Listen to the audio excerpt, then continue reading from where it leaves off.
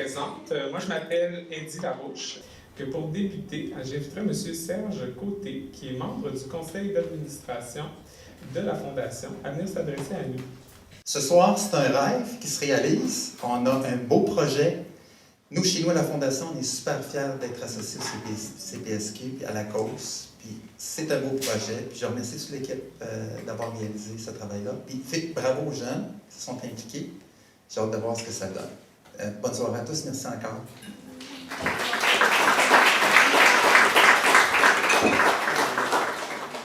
Maintenant, j'inviterai Mme Linda Poirier, directrice du Centre de prévention du suicide de Québec, à venir s'adresser à vous. Merci à tous d'être là. Les jeunes qu'on rencontrait nous disaient « Hey, une minute, moi, je ne veux pas qu'on me regarde pour ma différence. Je veux qu'on me regarde pour qui je suis, mais en acceptant, en reconnaissant que je peux être différent. » Ce qu'on a voulu, c'est avoir un espace pour parler de la différence, saluer la différence. Ce qu'on a voulu, c'est s'adresser à des jeunes qui sont ou qui se sentent différents. Ce qu'on a voulu, c'est s'adresser à des intervenants de tous les milieux qui peuvent côtoyer des jeunes, mais des proches aussi de jeunes, pour qu'ils puissent davantage se sentir outillés, sensibilisés à la différence. Et on a voulu aussi s'adresser aux intimidateurs, aux personnes qui vont commettre des gestes intimidants envers la différence. Il y a beaucoup de personnes au Centre de prévention du suicide qui se sont impliquées, énormément de jeunes. Je vous reconnais dans votre générosité, dans tout ce que vous êtes, et l'ensemble des intervenants qui ont contribué également. Je vais laisser la parole à la responsable du projet, qui a été bâton de pèlerin, je dirais.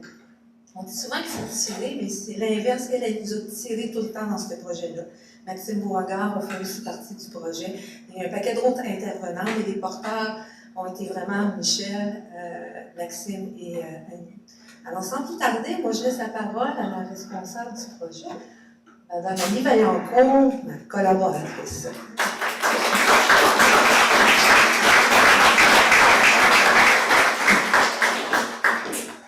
Je vais commencer par une citation d'une jeune. Pour un oral de classe, j'ai parlé de ma famille. Mes parents sont venus ici à cause du génocide et j'ai appris ce que c'était aux gens de ma classe, pour qu'ils en sachent un peu plus sur mon pays, sur mes origines. J'aurais jamais fait ça quand j'étais petite. Je détestais être noire. Les enfants ne voulaient pas jouer avec moi juste parce que j'étais noire. Mais aujourd'hui, c'est ma plus grande fierté. Ce témoignage est celui d'une jeune participante à nos capsules vidéo, qui illustre bien ce que peuvent vivre les jeunes qui se sentent ou s'affirment différents et ce qu'ils peuvent être amenés à faire.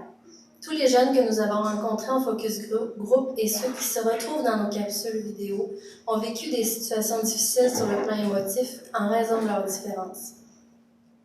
La honte est une émotion qui ressort beaucoup dans la littérature lorsqu'il est question de discrimination, de stigmatisation et d'intimidation. Et ce qui ressort surtout à travers les propos des jeunes et des intervenants des milieux jeunesse de la région, c'est que pour se sentir bien avec ce que nous sommes en tant qu'êtres humains à part entière, il est extrêmement important d'apprendre à être fiers de ce que nous sommes. Merci à tous les jeunes qui ont participé au Focus Group et à ces capsules vidéo. Je tiens également à remercier Michel Doré et Linda Poirier, directrice du Centre de prévention du suicide de Québec, de m'avoir offert cette belle opportunité. Je suis très fière du résultat. C'est grâce à vous tous et toutes qui êtes présents ici ce soir. Bon visionnement. Bonne soirée.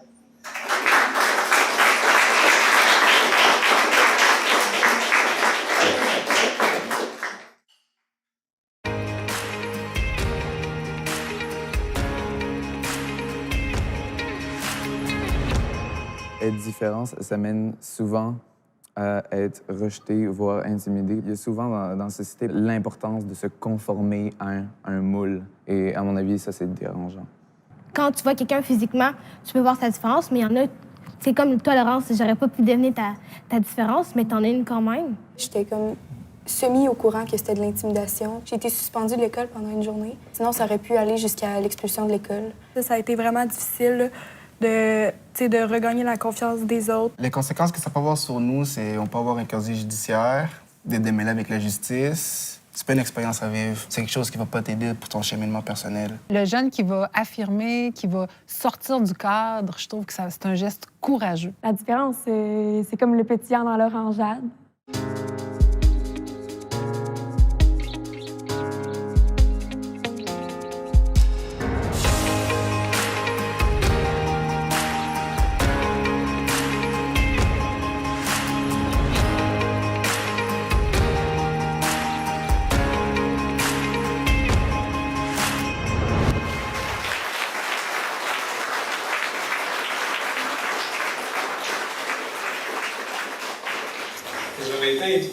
Maître Daniel Têtu, qui est administrateur du conseil d'administration donc, du Centre de prévention du suicide de Québec.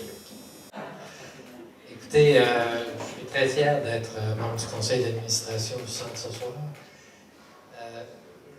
Les acteurs des différentes vignettes ont parlé beaucoup de leurs différences, mais moi, j'ai surtout noté le point commun. Je parlerai d'intelligence, et ils sont intelligents et touchants. Alors, ils s'adressent à notre tête, à notre intelligence, et ils touchent notre cœur. Ça a été mon sentiment au visionnement. C'était la première fois que je visionnais ces vignettes-là, et j'avoue que je suis très touché. La jeunesse est au cœur de nos préoccupations, et il est certain que nous ne pourrions pas accomplir la mission de la corporation, du centre, sans la collaboration de tous les partenaires, que ce soit les intervenants, les professionnels, les jeunes qui ont participé à ce magnifique travail. La corporation tient à les remercier infiniment. Gentil. Merci encore et bonne soirée.